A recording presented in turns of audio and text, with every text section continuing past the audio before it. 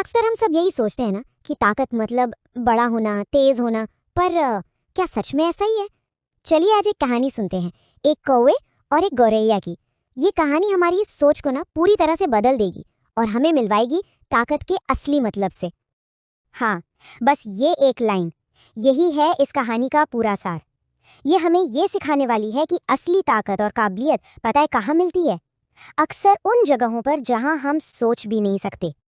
तो कहानी में है दो पक्षी, लेकिन ये सिर्फ दो पक्षी नहीं है, ये जीने के दो बिल्कुल अलग अलग अंदाज हैं। एक जो सिर्फ और सिर्फ अपने घमंड के लिए जीता है और दूसरा जिसके जीने का एक बहुत गहरा मकसद है।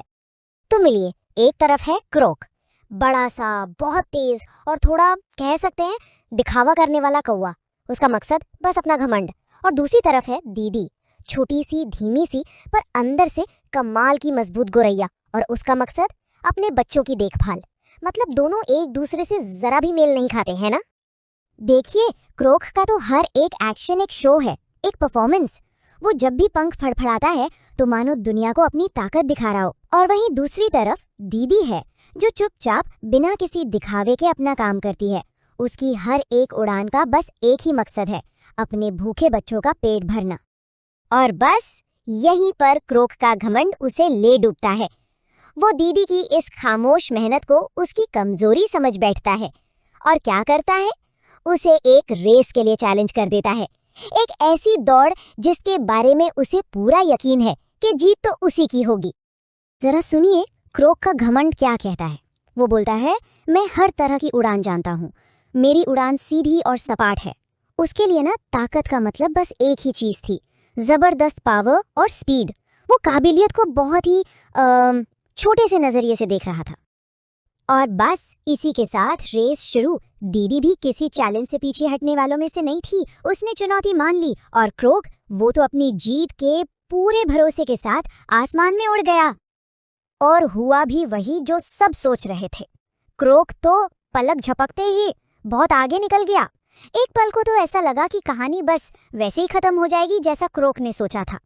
लेकिन क्या कहानी इतनी सीधी सादी है? लेकिन तभी कहानी में आता है एक जबरदस्त ट्विस्ट। ये जो एक मामूली सी दौड़ लग रही थी ना, वो अब जिंदगी और मौत का सवाल बन जाती है। हुआ ये कि अपनी ही रफ्तार के नशे में चूर क्रोक सीधा एक शिकारी के जाल में जा फंसता है।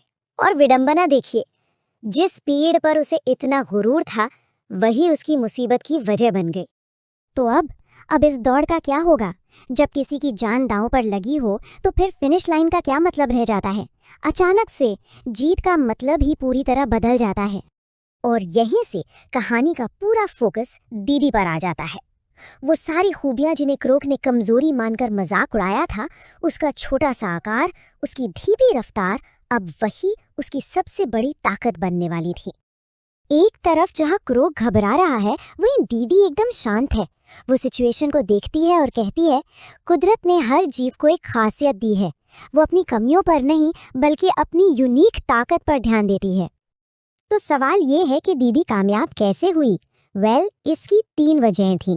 पहली, उसका छोटा साइज जिसकी वजह से वो जाल तक पहुंच सकी। दूसरी, उसकी तेज चोंच जो उन धागों को काटने के लिए एक परफेक्ट टूल थी। और तीसरी, जो सबसे जरूरी थी, उसका धैर्य, एक ऐसी क्वालिटी जो क्रोक में दूर दूर तक नहीं थी। और ये वो पल है जहां सब कुछ बदल जाता है। क्रोक को ताकत से नहीं बल्कि सब्र और सटीकता से आजाद किया जाता है।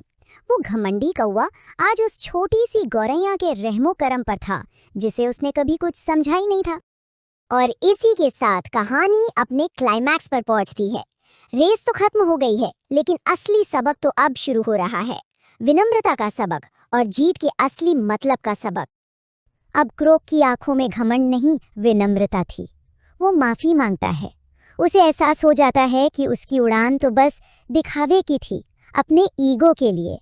लेकिन दीदी की उड़ान, वो तो एक मकसद के लिए थी, अपने बच्चों को जिंदा रखने के लिए। तो वो जो दुश्मनी थी ना, वो अब दोस्ती में बदल चुकी थी। अब वो कॉम्पिटिटर नहीं थे, बल्कि ऐसे साथी थे जो एक दूसरे की यूनिक ताकतों की इज्जत करते थे। ये एक नई शुरुआत थी जो विनम्रता और शुक्रगुजारी से पैदा हुई थी। और फिर आता है इस कहानी का सबसे प्यारा पल। दीदी के बच्चे खुशी से चिल्लाते हैं, मम्मी जीत गईं, और वो बिल्कुल सही थे। दीदी ने क्रोक की वो बेमतलब की रेस नहीं जीती थी, उसने वो रेस जीती थी जो सच में मायने रखती है। तो आखिर में ये कहानी हमें एक बहुत गहरे सवाल के साथ छोड़ जाती है कि असली ताकत सच में आती कहाँ से है? क्या वो बड़े आकार और तेज रफ्तार में है, या फिर एक मजबूत इरादे, सब्र और समझदारी में है? इस पर सोचिएगा जरूर।